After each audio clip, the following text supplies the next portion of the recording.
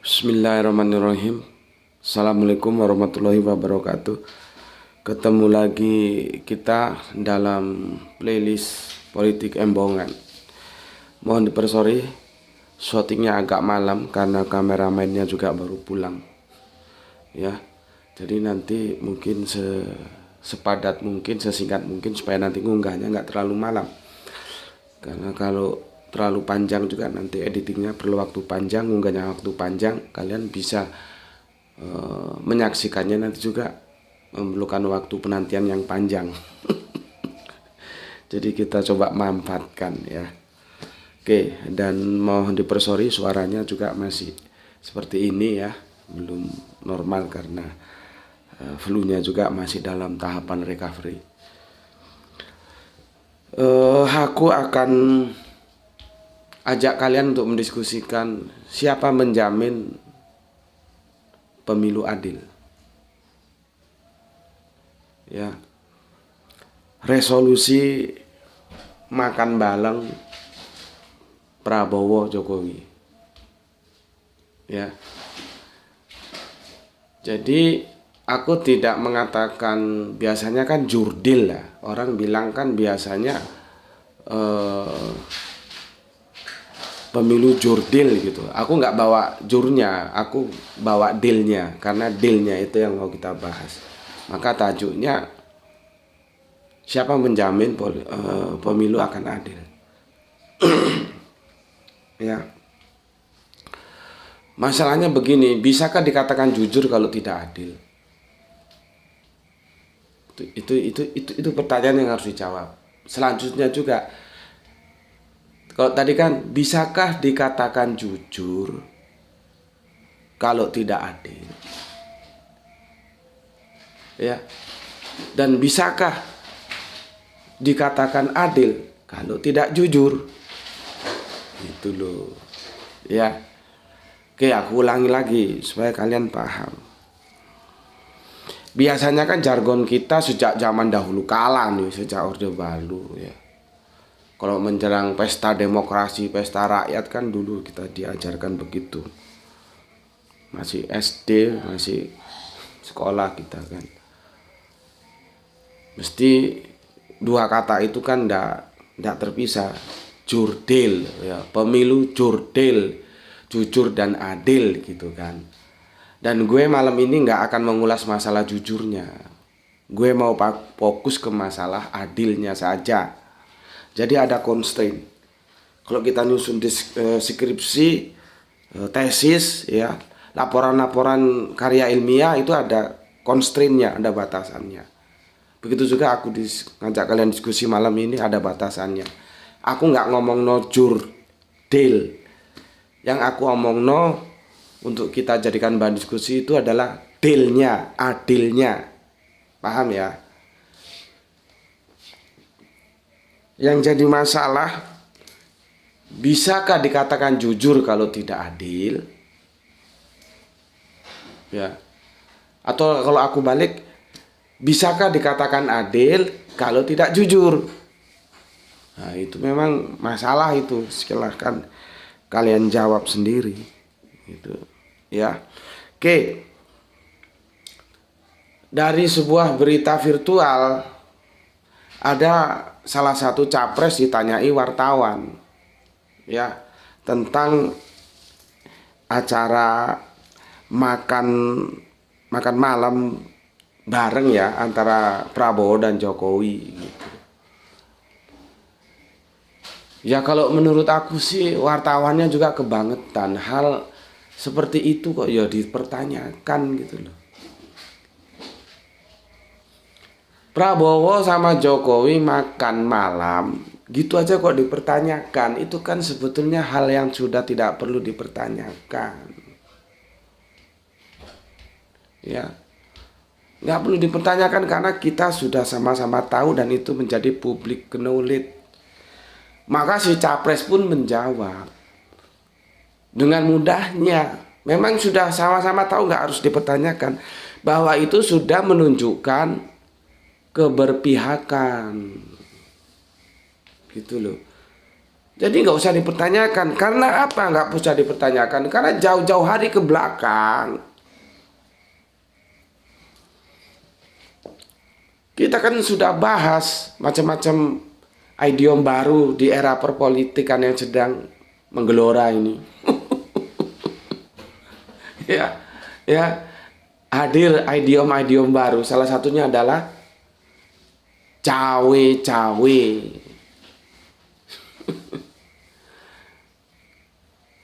Kan Jokowi sudah bilang dia nggak akan tinggal diam, dia akan cawe-cawe.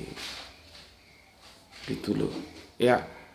Maka ketika kita memahami itu ya, kan idiom itu sudah pernah kita bahas kan. Ada beberapa idiom baru. Selain cawe-cawe apa itu yang kita bahas kemarin ya? Lupa gue. Ya.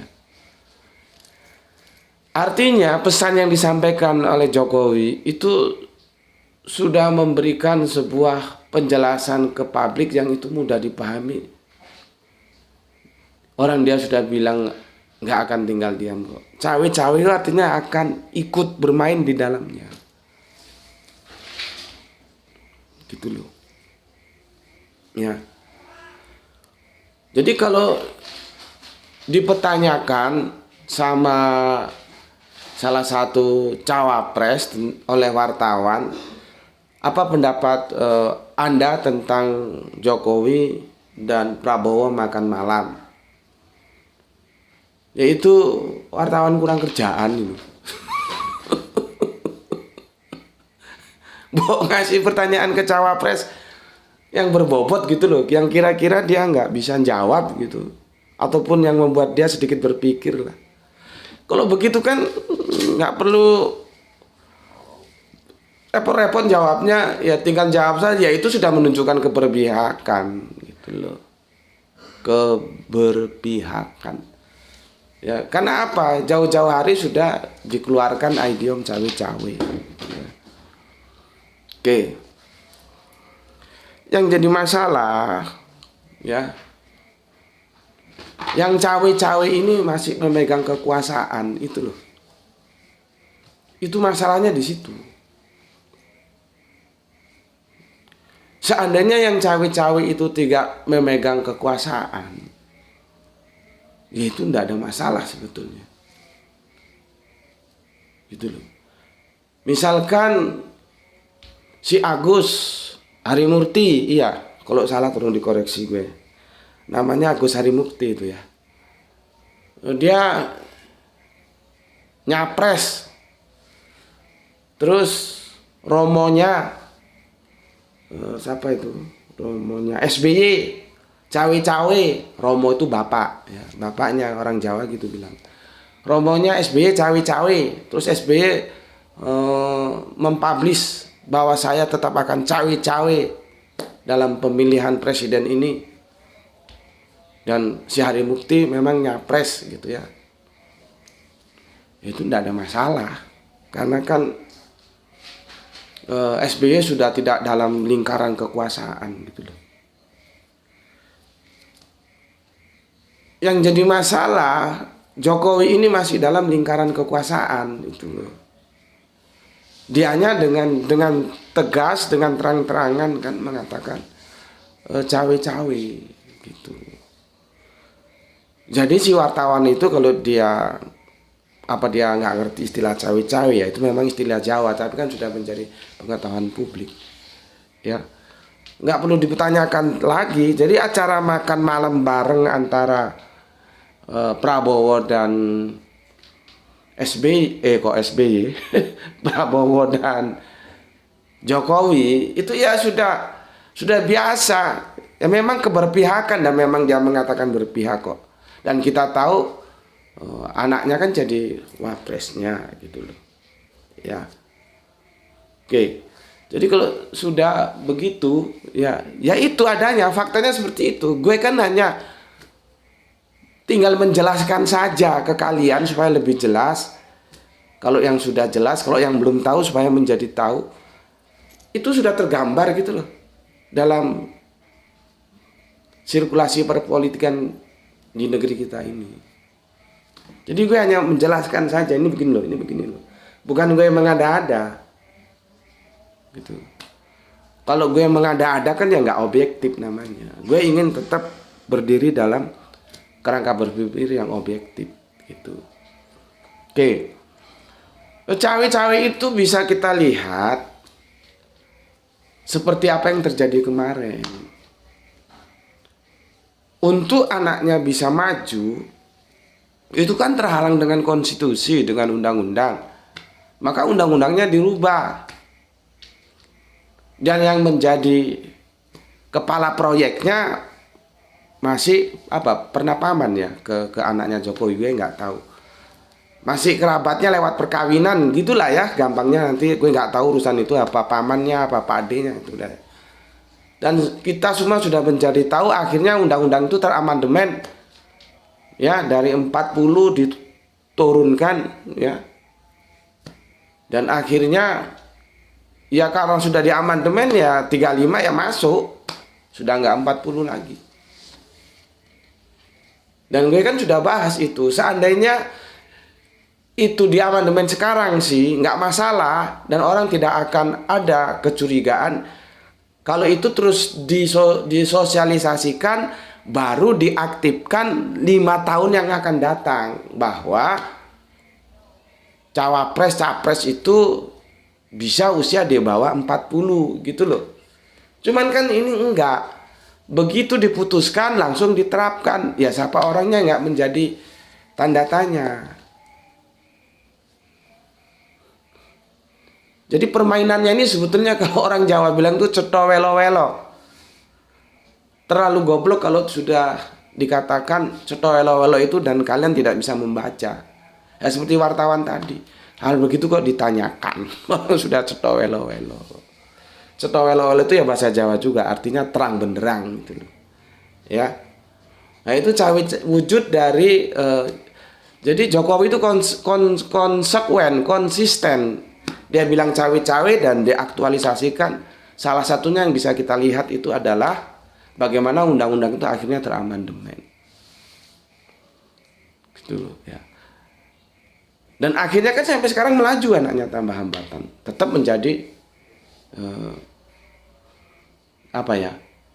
cawapres ya, cawapresnya Prabowo tanpa ada hambatan. Kalau ada sidang-sidang yang kemarin kan gue bilang kan sidang basa-basi itu. Apa artinya sidang kalau kenyataannya juga yang dulunya secara undang-undang belum boleh nyalon ternyata sekarang melenggang tetap nyalon kok. Apa artinya kalau hanya ketua MK-nya saja yang dapat sanksi, tadi copot, tadi apa, yes. Itu basa-basi aja itu. Karena di dalamnya ada kepentingan. Gitu loh. Gue nggak tahu sih, coba kalian cek. Ini kalau gue salah info atau apa, tolong gue dikasih info ya. Ada yang ngasih info ke gue itu si Jimli itu anaknya nyalon lewat Gerindra. Akan sudah blunder lagi. Bagaimana dia mau tegas? Ketegasan maksimal dia ya sampai situ doang. Dan itu tidak ada masalah. Bagi Jokowi nggak ada masalah.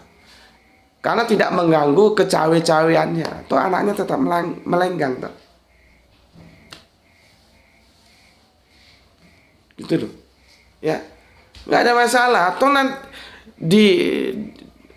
di apa itu? Dipecat atau di apa? Atau diberhentikan? Mau diberhentikan mau tidak tuh sebentar lagi juga kan menghadapi masa pensiun, kan berhenti juga. Jadi nggak ada masalah. Jadi ya itu tadi lah gue bilang, kita ini serba tidak tuntas dan serba tidak sungguh-sungguh, terlalu banyak bahasa basinya. Itu peradilan bahasa basi menurut aku tidak perlu itu. Ya kalau cuman begitu hasilnya ya untuk apa? Gitu ya. Oke.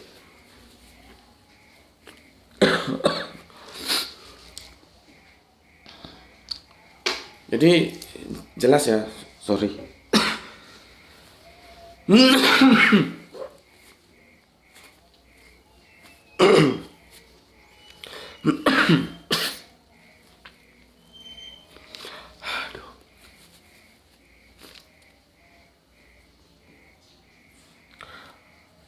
Tolong gerai itu suruh ambilin air panas dong. Ini gelasnya di depan ini. Itu tuh gelasnya di depan, isi setengah aja tuh air panas ya. Tuh di depan. Sorry ya, sebentar ya.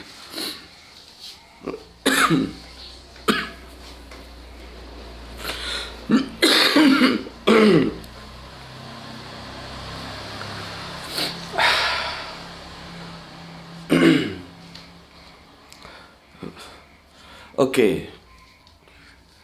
Jadi kalau sudah seperti itu, terserah kalian bisa simpulkan sendiri kan, tidak harus aku menyimpulkan. Kalau aku selalu menyimpulkan kan, ya kadang-kadang aku menyimpulkan kalau masalahnya pelik. Tapi kalau yang sudah cetok welo-welo kan aku tidak perlu menyimpulkan, kalian bisa menyimpulkan sendiri. Kalau sudah begitu itu, apakah pemilu kita ini bisa dibilang adil gitu loh. Karena yang berpihak ini masih berkuasa loh. Masih berkuasa. Ya, kecuali SBY nggak berkuasa itu nggak masalah. Ini yang berpihak ini masih berkuasa, gitu ya. Makasih. Bismillah. Panas. Biar anget dulu. Oke. Ya. Selanjutnya nanti terserah kalian simpulkan, itu bisa dikatakan adil nggak seperti itu. Ya. Kalau terlalu ribet gini, aku kasih apa ya? Analogi aja ya. Analoginya begini. Misalkan ada lomba apa ya? Supaya gampang. Lomba catur lah gitu ya. Ada perlombaan catur gitu ya. Catur kan familiar ya. Kalian tahu semuanya catur. Ya, apalagi kami dulu di Tanah Batak ya. Laki Batak itu harus bisa main gitar, minum tua, main catur gitu ya. Makanya jangan kaget kalau anak-anak dari Tanah Batak itu suaranya bagus-bagus, terutama kalau marende itu menyanyi ya. Suara satu, suara dua itu kompak gitu, bagus ya, marende, karena ya sudah terlatih gitu. Laki-laki Batak itu harus familiar dengan minum tua, main gitar tentu sama marendenya ya, sama menyanyinya, dan main catur gitu. Jadi kalau dilapot waktu sama main catur, meskipun belum ada grandmaster dari Tanah Batak, itu harus kita akui juga. Mestinya kan dari Tanah Batak mewakili Indonesia harus ada yang jadi grandmaster kan. Ternyata yang enggak juga, tetap dipegang siapa? Rusia ya, dan negara lainnya gitu. Oke, contohnya catur begini. Ada katakanlah memperingati apa enaknya ini? Memperingati hari ulang tahun kemerdekaan, nah, tingkat RT aja supaya gampang kalian. Ada lomba catur gitu ya, lomba catur. Ya dengan alasan tertentu ya, mungkin karena lomba caturnya itu nanti makan waktu sampai larut malam atau apalah ya. Maka dikasih syarat ya, usia minimal itu 15 tahun. Nah gitulah ya, usia minimal 15 tahun. Karena apa? Nanti kalau anak-anak usia di bawah 15 tahun, taruhlah 10 tahun atau berapa gitu, dianggap belum layak. Nanti takutnya karena main catur itu biasanya sampai malam ya, mengganggu kesehatan kayak, atau besok ada tugas apa sekolah atau apa, jadi terbengkalai gitu. Maka panitia setempat tingkat RT itu kasih kebijakan usia minimal 15 tahun baru boleh ikut lomba catur. Nah, aturan mainnya gitu ya. Gue punya anak nih, usianya itu masih 12 tahun. Berarti kan kurang 3 tahun. Tapi gue ingin anak gue supaya ikut dalam turnamen catur itu. Gimana caranya? Maka gue melakukan lobby-lobby terhadap panitia ya. Atau bagaimana caranya lah ya. Misalkan pendekatan apa saja yang bisa dilakukan sehingga anak saya itu bisa ikut dalam turnamen lomba catur itu. Ya. Dan setelah kasakusuk, negosiasi segala macem lah, ya. Akhirnya anak gue bisa terdaftar sebagai salah satu peserta dalam lomba catur itu. Padahal seharusnya nggak bisa karena usianya masih 12 tahun. Padahal syarat minimal usia yang boleh masuk dalam perlombaan itu 15 tahun. Tetapi dengan kasakusuk, entah bagaimana ceritanya, negosiasi dan teteh bengek, karena saking inginnya gue anak gue ini supaya bisa ikut dalam turnamen itu, ya, pendekatan di balik layar atau apalah, akhirnya ya seperti tadi, lolos, bisalah anak gue ikut perlombaan catur tingkat RT tadi itu. Ya mungkin ketua RT-nya Pak Leknya. Jadi ya dari 15 akhirnya diturunkan ke 12 gitu kira-kira ya. Sebentar, panas. Bismillah.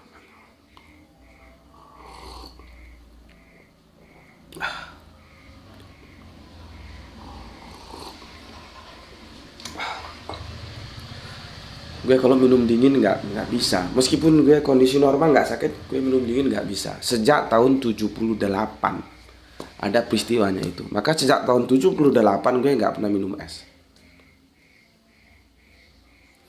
Jadi bukan karena sakit ini gue minum panas ya. Karena kondisi normal pun gue nggak bisa minum dingin. Bismillah.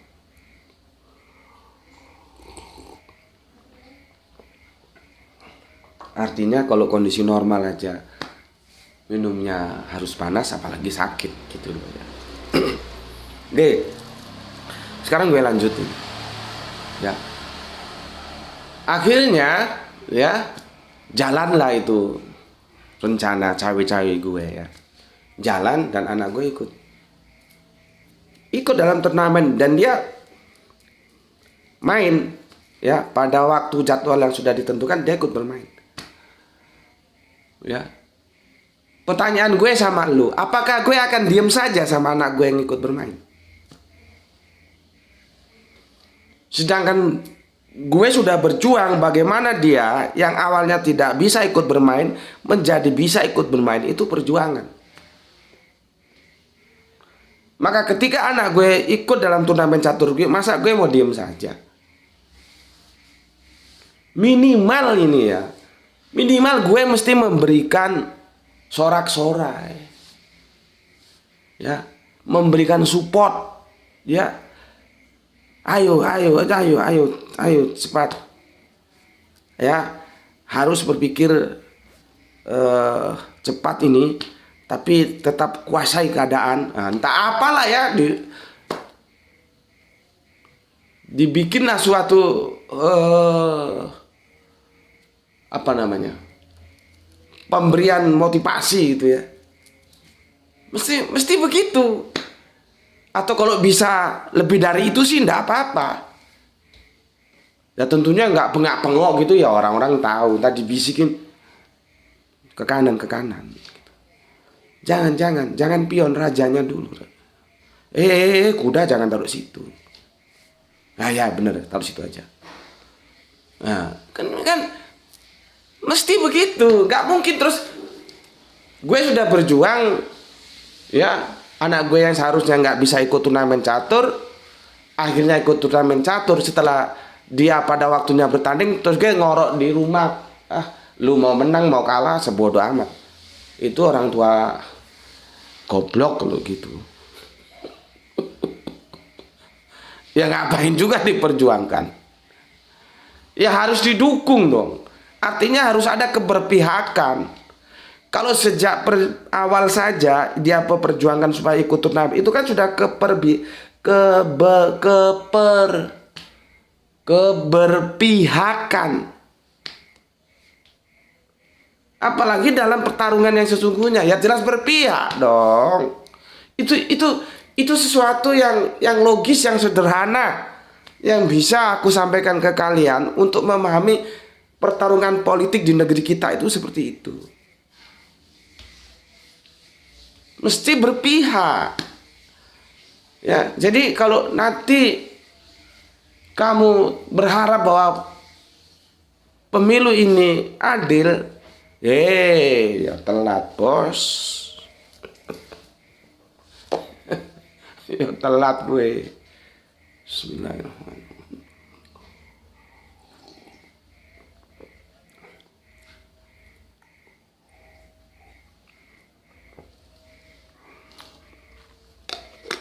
Ya nggak bisa, karena faktanya seperti itu. Dan kita ya gimana ya, sudah faktanya seperti itu gimana ya, kita jadi kadang-kadang kalau dipikirkan kira-kira ini arahnya mau kemana sih, pemilu kita ini memang liar ya. Dia bola liar yang nggak bisa dikendalikan, nanti mau kemana ini sebetulnya. Jadi aku ini nggak nambahi, nggak ngurangi, faktanya seperti itu dan aku hanya menjelaskan saja. Maka ketika ada resolusi makan malam bersama, kira-kira begitulah ya. Supaya sedikit menarik gitulah ya. Resolusi makan bersama antara Prabowo dan Jokowi itu jangan diherankan. Ya memang sudah begitu. Apalagi dulu-dulu itu kan resolusinya juga lewat resolusi nasi goreng kalau nggak salah ya. Yang terus tahun yang lalu kan Prabowo dikalahkan sama Jokowi. Dan semua terkaget-kaget. Seharusnya kan dalam dunia demokrasi nggak boleh begitu dong ya. Yang kalah itu harus masuk parlemen menjadi oposisi, mengawasi jalannya pemerintahan bagi pihak yang menang. Jadi ada eksekutif, ada legislatifnya. Lah kalau oposisinya ikut dalam pemerintahan, akhirnya kan oposisinya jadi mandul ya. Seperti akhirnya juga mandul seperti yang kita lihat. Akhirnya lah keluarlah oposisi-oposisi jalanan seperti Kang Mas Rocky Gerung, almarhum Rizal Ramli. Om Rizal itu perjuangannya subhanallah. Ada lagi Om Sri Bintang Pamungkas, ada lagi Pak Sopo Amin Rais, ada lagi Kang Mas Sopo yang bikin podcast banyak penontonnya itu, yang dulu ketua KPK itu juga Samad. Terus siapa lagi itu yang dari Palembang, siapa jenenge gue ya, lali aku, yang dari Palembang itu ya, dan banyak yang lain-lain lah. Itu kan masing-masing menjadi oposisi jalanan menurut kemampuannya masing-masing ya. Mas Rocky Gerung seperti itu ya. Dan banyak lagi gitu. Karena oposisi di parlemennya mandul. Makanya gue bilang, gue kan sangat kaget ketika ada seorang Buya. Gelarnya Buya. Maksud gue, lu kalau kagak ngerti politik gak usah ngomong dong gitu. Gak tahu sekarang gak kedengaran suaranya itu Buya kemana itu. Begitu kok dapat gelar Buya itu siapa? Ya gak tahu kalau dia kasih nama sendiri. Gelar Buya. Buya itu berkerangka berpikir itu arif seperti Buya Hamka gitu. Ya. Kok dia bilang demokrasi kita ini baik. Ya. Yang kalah terus menjadi teman, itu justru tidak baik. Demokrasi nggak begitu. Demokrasi itu adanya yang melakukan pemerintahan, adanya oposisi yang mengontrol jalannya pemerintahan. Yang duduk di dalam pemerintahan itu juga selama dia sungguh-sungguh bekerja untuk rakyat itu baik. Yang menjadi oposisi di parlemen selama dia mengawasinya dengan baik juga sama-sama untuk kepentingan rakyat itu baik. Jadi jangan dianggap kalau gue tidak masuk dalam parlemen gue kagak baik nih. Kalau gue kagak masuk dalam pemerintahan gue kagak baik nih. Enggak, semuanya baik. Mau you oposisi di parlemen baik, mau you masuk dalam kabinet di pemerintahan baik, selama keduanya sama-sama berpijak kepada kepentingan rakyat. Oposisi juga nggak boleh kebijakan pemerintah apa saja di stop. Nggak boleh. Kalau memang pemerintahan mengeluarkan kebijakan dan itu orientasinya rakyat untuk kesejahteraan rakyat, ya harus digolkan. Jangan karena lu oposisi apa saja yang dikeluarkan dihambat. Ya pak kok kuwi namine. Ya artinya lu ngontrol tapi tetap orientasinya ke rakyat. Gitu loh. Begitu juga sebagai pemain, ya. Kabinet itu kan sebagai pemain eksekutif, bukan legislatif. Itu juga begitu, jangan sembarangan main. Mainnya itu harus untuk rakyat atau tidak. Maka itu permainanmu dikontrol sama si oposisi begitu. Nah kalau semuanya seperti kemarin pemilu, ini menang, ini kalah. Yang kalah masuk ke dalam parlemen. Yang kalah yang seharusnya di dalam parlemen, keluar parlemen maksud gue, masuk ke dalam kabinet. Itu demokrasi. Nggak tahu. Jujur gue ini sebetulnya bukan pakar pendidikan, gue juga bukan ilmu sosial politik ya. Gue ini orang eksak. Cuman gue kan banyak baca, banyak belajar, banyak bertanya gitu doang ya. Gue nggak tahu kalau ditanya. Mungkin itulah pakar tata hukum itu bisa tanya siapa itu, ada itu profesor hebat itu. Sayang gitu juga nggak dipakai orangnya. Profesor Rias Rasid itu. Coba tanya sama beliaunya, demokrasi kita ini sebenarnya demokrasi seperti apa gitu loh. Gue sendiri kalau cari kamus itu, demokrasi seperti apa kita ini. Karena demokrasi itu harus ada dua yang bermain. Ada yang di parlemen sebagai oposisi, ada yang di luar parlemen itu yang di kabinet ya sebagai pemerintahan yang bermain. Artinya begitu gitu loh. Ini enggak. Kan aduh nggak tahu kalau lu tanya demokrasi kita ini demokrasi model apa itu nggak tahu. Mungkin gue harus cari buku dulu lah, atau supaya nggak kelamaan cari buku, baca, tanya sama Prof. Rias Rasid itu pakar itu ya. Dia yang gue masih ingat, dia yang meramal saat itu dan ramalannya tepat. Kalau sistemnya begini nih nanti korupsi itu sampai ke daerah, bukan hanya di pusat. Ternyata benar. Dulu zaman Orde Lama katanya zaman Orde Baru katanya korupsi. Iya, tapi kan di pusat aja bermainnya. Nggak ada ceritanya gubernur, bupati, apalagi wali kota korupsi, nggak ada. Sekarang wali kotaku ini aja loh. Kan sampai akhirnya menutup mata dalam status bermasalah hukum karena korupsi. Jadi Profesor Rias Rasid itu subhanallah, dia orang soleh ya. Dan itu kalau nggak salah dari Sulawesi Barat itu ya, cuman ya nggak dipakai gitu.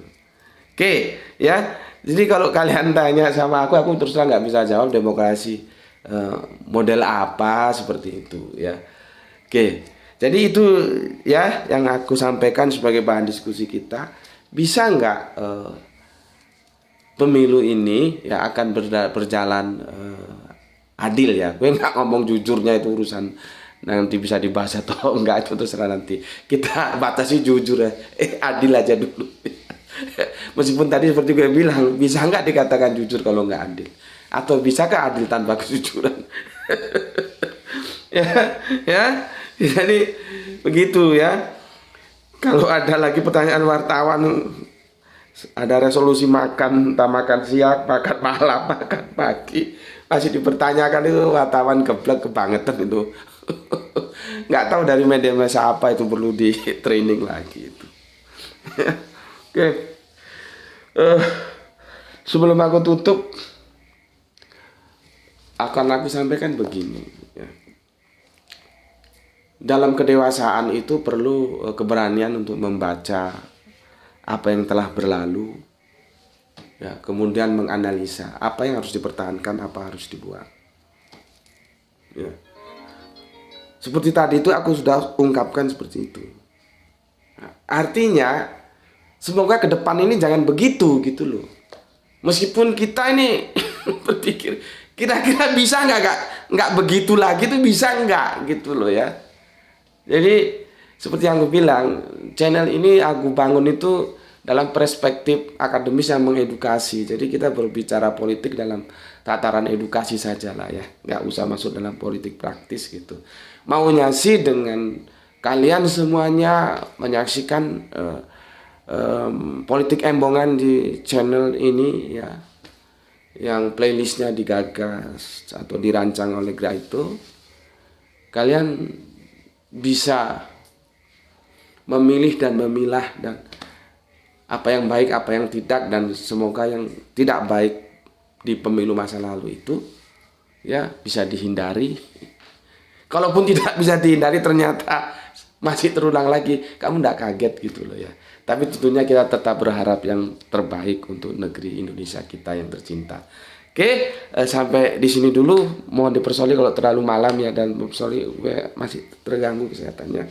Ya, terima kasih untuk semuanya.